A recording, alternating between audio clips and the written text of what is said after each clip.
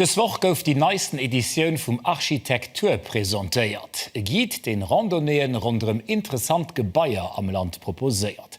Iwer 250 gréesstendeels modern Bauwieker ginn opgelecht. Den Rektil huet er durchgeblädet. Am neien Architekturbichelchen fën de 14 Touren fir zu Fous, mam Velo oder mam Auto. Fi die flotzten an interessantste Gebaier ze fannen, goufen Appell un alt Architekturbüro gemer, sie konnten dann hier Proen raschecken. Zreckbehel gouf eng Mëchung aus privaten Häuser, öffentlichen Infrastrukturen a renovéierte Gebaier. Verschieden Highlighten sind natilech gesät an hunn eng Festplatz am Giet.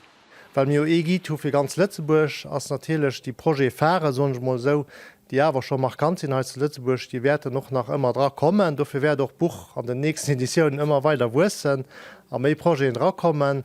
An wie gesot, die Projektfahrer muss noch dra sein, weil ich mein, das ja wenn Touristin fir Deich Lützeburg kennt, den die Projekt net so kennt.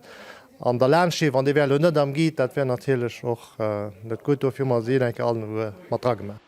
Das well schon die 4. Edition, die den OAI den Ordre des Architectes des Ingenieurs Conseil rausbringt. Lützeburg huet sech an den letzten 3 Jahrzehnte stark entwickelt. An déi architektonische Entwicklung woll den an engem Inventaire festhalen. 2011 kom den echte Giet heraus.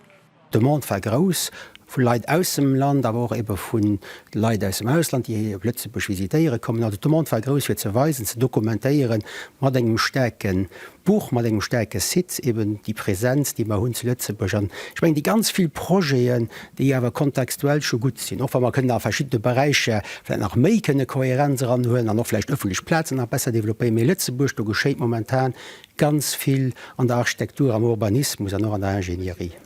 Am Komitee de Selektion sitzen Architekten an Experten aus alle Regionen vom Land, dorënner auch den Historiker Robert Philippa. Die modernen Gebaier, die rausgesicht goufen, gehören zum Patrimoine, werden net so sehr verschwonnen setieren. Ich meine, 17 Kriterien gewicht und in de Komitee geschafft huet, die hunn den Côté durable, die hun den Côté Umweltschutz gold, den Côté Patrimoine gold, Insertion an Landschaft, sodat dat schon gedurcht, dass dat soll mir eng durable Architektur sinn an den verschiedenen Bereich an den verschiedene Funktionen, die d'Architektur am Raum kann hunn. Der Giet gëtt net just an der Printversion. Internet sieht architektur.lu fën den alt Gebaier an sogur auch déi Proposen, die net an Broschur gepackt hunn.